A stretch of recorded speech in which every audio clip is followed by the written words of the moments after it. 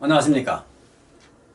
오늘 아침에는 연애신 부조와 선지자 빛을 전한 사람들 165페이지에서 168페이지까지를 읽어드리겠습니다. 세상의 구주께서는 소돔과 고모라를 멸망시킨 죄보다 더 큰 죄가 있다고 선언하신다. 죄인들을 회개하도록 부르시는 복음의 초청을 듣고도 이곳에 주의를 기울이지 않는 자들은 시딤 골짜기의 주민보다 하나님 앞에 죄가 더 크다. 또한 그보다 더 큰 죄는 하나님을 알고 그 계명을 지키노라 공언하면서도 그들의 품성과 일상생애에서 그리스도를 부인하는 자들의 죄이다. 구세주의 경고에 비춰보면 소돔의 운명은 공공연하게 죄를 범하는 자들뿐 아니라 하늘이 보내진 빛과 특권을 무시하는 모든 자들에게 대한 엄숙한 훈계이다. 참된 증인은 에베소 교회에게 말씀하셨다. 너를 책망할 것이 있나니 너의 처음 사랑을 버렸느니라. 그러므로 어디서 떨어진 것을 생각하고 회개하여 처음 행위를 가지라. 만일 그러하지 아니하고 회개치 아니하면 내가 내게 임하여 내 촛대를 그 자리에서 옮기리라. 구주께서는 제멋대로 하며 고생하는 아들을 용서하는 지상의 부모의 동정심보다 더 깊은 동정심을 가지고 당신께서 제공하는 사랑과 용서에 대한 죄인의 반응을 주목하신다. 그분은 방황하는 자들을 향하여 내게로 오라. 그리하면 나도 너희에게로 돌아가리라고 부르짖으신다. 그러나 만일 잘못을 저지르는 사람이 불쌍히 여기는 부드러운 사랑으로 그를 부르시는 음성에 유의하기를 고집스럽게 거절할 것 같으면 마침내 그는 어두움 속에 버려질 것이다. 오랫동안 하나님의 긍휼을 멸시한 마음이 점차 죄로 굳어지면 더 이상 하나님의 은혜의 감화를 느끼지 못한다. 탄원하시는 구세주께서 마침내 그에게 우상과 연합하였으니 버려두라 하고 선언하실 그 영혼의 운명은 참으로 비참할 것이다. 심판날에는 그리스도의 사랑을 알고도 세상의 죄악의 향락을 택하여 돌아선 사람들이 소돔 사람들보다 훨씬 더 견디기 어려울 것이다. 자비의 제의를 업신여기고 있는 그대들이여, 하늘의 책들에 기록된 그대들에게 불리한 긴 내용들을 생각해보라. 하늘에는 민족들과 가정들과 개인들의 불신의 기록이 보존되어 있다. 기록이 계속되는 동안에는 하나님께서 오래 참으시고 회개하도록 초청하시며 용서를 베풀어 주실 수 있으시다. 그러나 기록책이 가득 차고 영혼의 결정이 이루어지고 자신의 선택으로 자신의 운명이 결정될 때가 올 것이다. 그때에는 심판이 집행될 징조가 주어질 것이다. 오늘날 종교계에 형편의 경종을 울려야 할 이유가 있다. 하나님의 긍휼은 멸시를 받아왔다. 많은 무리들은 사람의 계명으로 교훈을 삼아 가르치며 여호와의 율법은 소용없다고 말한다. 많은 교회들은 불신에 휩쓸려 있는데 성경을 공공연히 부인하는 넓은 의미에서의 불신이 아니요 그리스도교의 의복으로 단장하고 성경이 하나님의 계시라는 믿음을 해치고 있는 그런 불신이다.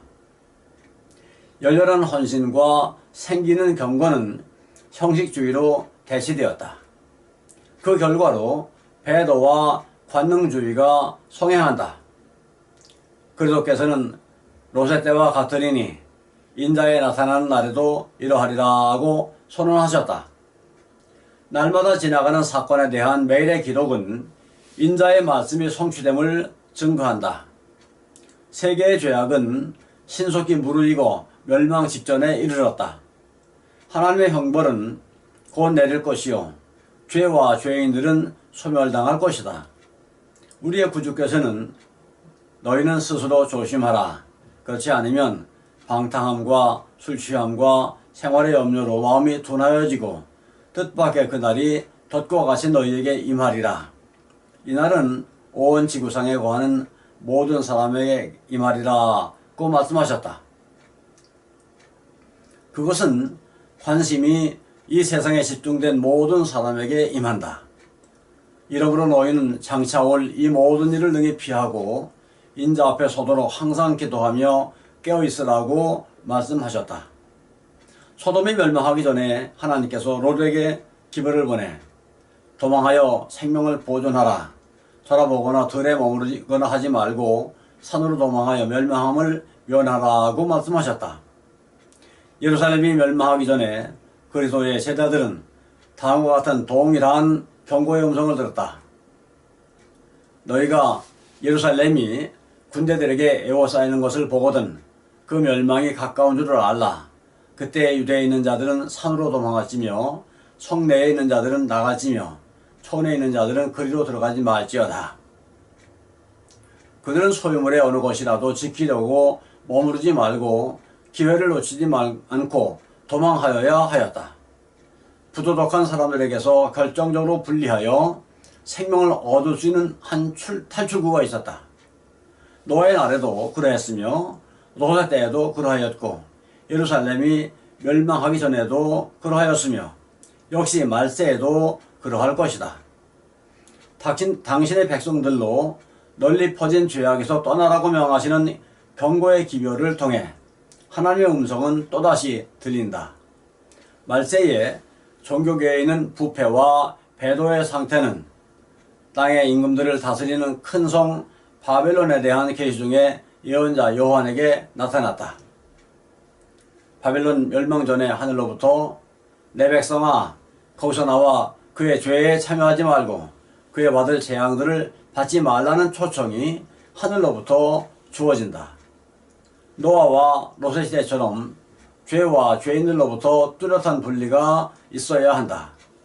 하나님과 세상은 타협할 수 없으며 세상의 재물을 확보하기 위하여 돌아설 수는 없다. 너희가 하나님과 재물을 겸하여 섬기지 못하느니라. 시딤 골짜기의 주민들처럼 사람들은 번영과 평화를 꿈꾸고 있다. 도망하여 생명을 보존하라는 하나님의 천사들로부터의 경고가 있는 반면에 안심하라, 경고를 받을 만한 까닭이 없다 라고 말하는 다른 음성이 들린다. 하늘이 죄인들에게 임하려고 하는 신속한 멸망을 선포하는 동안에도 군중들은 평안하다, 안전하다 라고 부르짖는다. 저희가 멸망당한 전날 밤까지도 평야의 도시들의 주민은 향락에 노출되어 하나님의 사자의 염려와 경고를 비웃었다. 그러나 그 조롱자들은 불꽃 속에서 멸망하였고 그날 밤에 자비의 문은 사악하고 경망스러운 소돔 주민들에게 영원히 닫혔다. 하나님께서 항상 만홀히 여김을 당하지는 않으실 것이다. 여호와의 날 곧 잔혹히 분냄과 맹렬히 노하는 날이 임하여 땅을 황무케 하며 그 중에서 죄인을 멸하리니 세상의 큰 무리가 하나님의 자비를 거절하고 신속하고 만회할 수 없는 멸망에 휩쓸리게 될 것이다. 그러나 경고에 주의를 기울인 자들은 지존자의 은밀한 곳에 거하며 전능하신 자의 그늘 아래 거할 것이다. 그분의 진실함은 그들의 방패와 손방패가 될 것이다. 그들에게는 내가 장수함으로 너를 만족해 하며 나의 구원으로 보이리라는 약속이 있다. 롯은 소알에서 오래 살지 않았다. 그곳에도 소돔에서처럼 죄악이 성행하였다. 그래서 롯은 이 도시도 멸망당하지 않을까 하고 그곳에 머물기를 두려워하였다. 오래지 않아 소알도 하나님께서 목적하신 대로 멸망을 당하였다. 롯은 감히 그의 가족들을 부도덕한 도시의 감화에 내맡기면서까지 갖고자 했던 것들을 다 빼앗긴 채 산으로 가서 굴 속에서 살았다. 그러나 소돔의 저주는 이곳까지 그를 따라왔다. 그의 딸들의 죄스러운 행위는 그 타락한 곳에서 악한 교제를 한 결과였다. 소돔의 도덕적 부패가 그들의 품성을 형성하였기 때문에 그들은 선악을 구별할 수 없었다. 롯의 후손은 모압과 암몬 사람들 뿐이었는데 그들은 비루하고 우상을 숭배한 족속들, 곧 하나님께 대한 배반자들이었고 그분의 백성의 쓰디쓴 원수들이었다. 아브라함의 생애와 롯의 생애는 얼마나 큰 대조를 이루었는가.